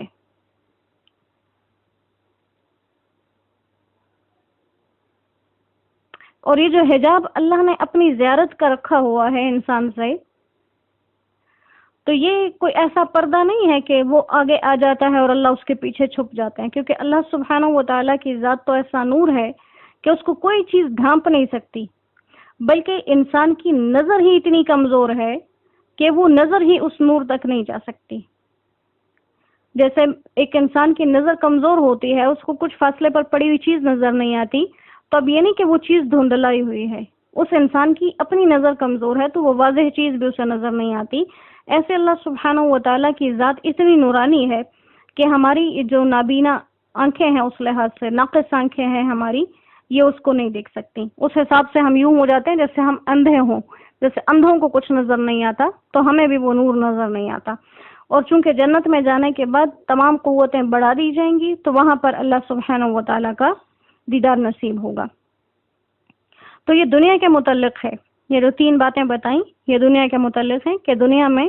3 طریقے سے اللہ کریم سے کلام ہو سکتا ہے۔ پہلا، وحی کی صورت میں جب دل میں بات ڈالی جائے۔ اب یہ وہ وحی نہیں ہے جو فرشتے لے کر آتے، کیونکہ جو فرشتے لے کر آتے ہیں پھر آواز یا شکل یا جو بھی ہوتی ہے وہ فرشتے کی ہی ہوتی ہے۔ یہاں براہ راست اللہ کی وحی کا ذکر ہے جو اللہ کی جانب سے ہو۔ تو ایک تو دل میں کوئی بات ڈال دی، دوسرا پردے کے پیچھے سے، اور یہاں پر ذکر بھی انسان کے لیے کیا کہ وَمَا كَانَ لِبَشَرٍ، کسی انسان کی یہ طاقت نہیں۔ اب یہ کیونکہ وہ سوال انسانوں سے متعلق تھا اس لیے جواب بھی انسانوں ہی کے ساتھ دیا، اور جیسے فرشتے ہیں تو وہ بھی اللہ کے سامنے جا کر براہ راست اللہ سے بات نہیں کر سکتے کہ اللہ کو دیکھیں بھی اور بات بھی کریں۔ جیسے ایک حدیث مبارکہ میں حضرت جبریل امین نے یہ فرمایا کہ میں آج اللہ کے بہت قریب ہو گیا، اتنا قریب پہلے کبھی بھی نہیں ہوا۔ تو آپ صلی اللہ علیہ وسلم نے پوچھا کہ جبریل کتنا قریب ہو گئے؟ فرمایا 70,000 نور کے پردے رہ گئے تھے۔ تو یہ یعنی حساب ہے اللہ سبحانہ و تعالیٰ کی ذات کا۔ اور تیسری صورت کیا ہے؟ او یرسل رسولا، یا کسی فرشتے کو اپنا کلام دے کر بھیجا جائے کہ وہ رسول کو پڑھ کر سنا دے، اور یہی طریقہ زیادہ تر رہا ہے۔ قرآن کریم مکمل اسی طریقے سے نازل ہوا۔ تو یہ ساری صورتیں آ گئی کہ یہ صورتیں ہوتی ہیں جب انسان تک اللہ اپنا پیغام پہنچاتے ہیں جو نبی ہوں۔ اس کے علاوہ کوئی نبی براہ راست جا کر اللہ سے اس کو سامنے دیکھے اور اس سے بات کرے، یہ اللہ کریم نے ایسا نہیں رکھا۔ تو یہاں پر یہودیوں کے اس سوال کا جواب دیا گیا کہ اللہ سبحانہ و تعالی اپنی حقیقت کے ساتھ کسی کے سامنے دنیا میں نہیں آتے۔ یہ ان کے ایک سوال کا جواب تھا۔ اور بات یہی ہے کہ جب کسی انسان نے کسی کام پر عمل کرنا ہوتا ہے اور اس تک بات پہنچتی ہے، صحابہ کرام تک پیغام پہنچتا تھا اور وہ سوال اور جواب کے بغیر اس پر عمل شروع کر دیتے تھے، یہ ان کا ایمان تھا۔ اور یہ کفار مشرکین اور یہودیوں کا کام تھا کہ جب کوئی آیت آتی، جب کوئی بات نازل کی جاتی تو وہ اس میں طرح طرح کے عذر اور معذرتیں نکال کر لے آتے۔ اور یہی حکم ہے ہر دور کے انسانوں کے لیے، جب اللہ اور اس کے رسول کا کوئی پیغام وضاحت سے آ جائے سامنے اور معلوم ہو تو پھر اس پر عمل کرنا چاہیے، اس میں سوال اور جواب کی گنجائش نہیں نکلتی۔ اپنے حالات اور ماحول کو نہیں پیش کیا جاتا کہ پہلے حالات اور تھے۔ اگر پہلے حالات اور تھے تو اللہ تو یہی ہیں، تو کیا کوئی انسان یہ کہہ سکتا ہے کہ اللہ کے علم میں نہیں تھا کہ آئندہ حالات کیسے ہو جائیں گے؟ یہ دین اللہ نے اتارا ہے، اس کے احکامات اللہ نے فرض کیے ہیں، لازم کیے ہیں، واجب کیے ہیں، سنتیں مقرر کی ہیں۔ تو یوں نہیں کہہ سکتے کہ یہ پہلے کے لیے تھیں اب کے لیے نہیں، کیونکہ جس رب نے بنایا ہے وہ علیم و خبیر ذات ہے۔ قیامت تک حالات کن کن مراحل سے گزریں گے اس کو سب علم ہے۔ تو انسان اپنے ہر ماحول میں رہتے ہوئے جو بھی اس تک دین کی بات پہنچے گی وہ اپنی مرضی کو نہیں، پھر دین کی بات کو آگے رکھے اور اس پر عمل کرے۔ انشاءاللہ اللہ کریم ہمارے لیے دین پہ چلنا آسان فرما دیں۔ سہولت کے ساتھ اللہ ہمیں دین پر چلنے کی توفیق عطا فرمائے، اور تمام سوال و جواب جو فتنوں کی طرف لے کر جاتے ہیں اللہ ان سے ہماری حفاظت فرمائے، تا قیامت اللہ اپنے اس پاک کلام سے ہمارے تعلق کو مضبوطی سے جوڑے رکھیں۔ قرآن کریم میں اللہ سبحانہ و تعالی نے ہر چیز ہی خوبصورت رکھی ہے، لیکن اس کی ایک بہت بڑی خوبصورتی یہ بھی ہے کہ جس مضمون سے ابتدا ہوتی ہے اس کو سمجھانے کے لیے طرح طرح کے دلائل دیے جاتے ہیں، مثالیں دی جاتی ہیں،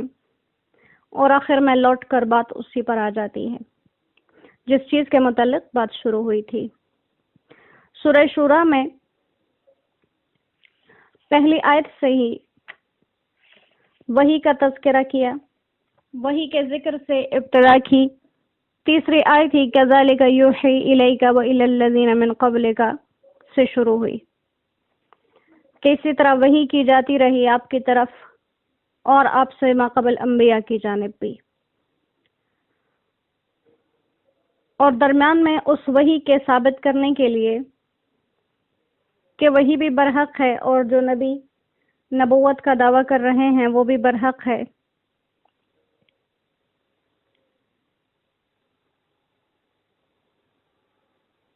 اور یہ وحی اس عظیم رب کی جانب سے ہے تو اس رب کی عظمتوں کو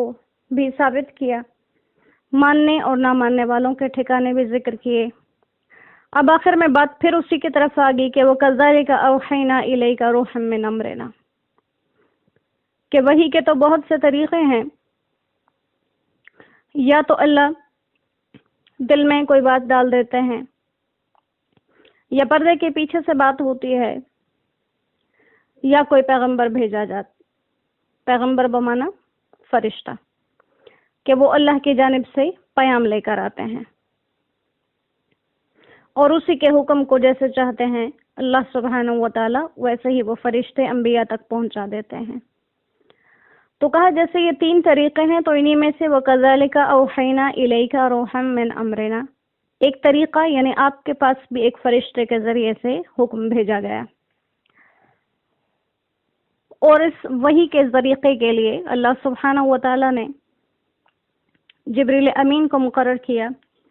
جو مکمل قرآن کریم اسی طرز پر آپ تک پہنچاتے رہے۔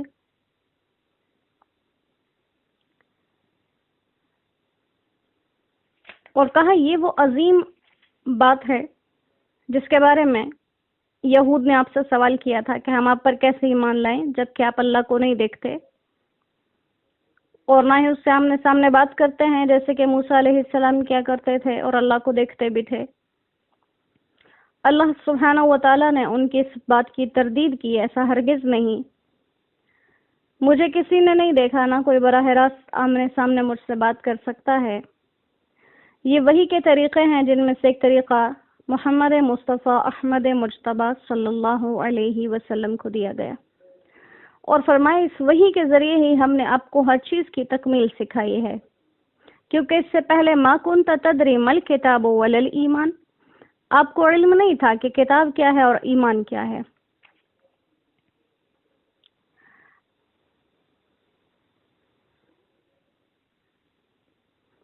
تو یہاں اس آیت مبارکہ میں دو باتیں ذکر کی، ایک تو یہودیوں کے مطالبے کا جواب دیا، اور اس جواب کا حاصل یہ تھا کہ کوئی بھی انسان براہ راست اللہ سے نہ بات کر سکتا ہے، نہ اللہ کو دیکھ سکتا ہے اس دنیا میں، اور دیکھنا اور سننا تو دور کی بات ہے، ان انبیاء کے پاس جو علم آتا ہے وہ بھی اللہ سبحانہ و تعالی ہی کی جانب سے ہوتا ہے۔ جب تک اللہ انہیں بذریعہ وحی نہ بتا دیں تو نہ وہ کسی کتاب کو جان سکتے ہیں اور نہ ہی وہ ایمان کی تفصیلات کیا ہیں اس کو جان سکتے ہیں۔ آپ نہیں جانتے تھے کہ کتاب کیا ہے اور ایمان کیا ہے۔ یہی بات ہے کہ کوئی بھی نبی نبوت سے پہلے یا چاہے وہ نبی بن ہی کیوں نہ جائے، جب تک اس پر کوئی حکم اللہ کی جانب سے نہیں آتا تب تک وہ نبی اس حکم کو نہیں جانتے۔ جیسے آپ صلی اللہ علیہ وسلم پر قرآن کریم نازل ہوا تو پہلی آیت کے وقت آپ کو نہیں پتا تھا قرآن کریم کی صورتیں 114 ہوں گی،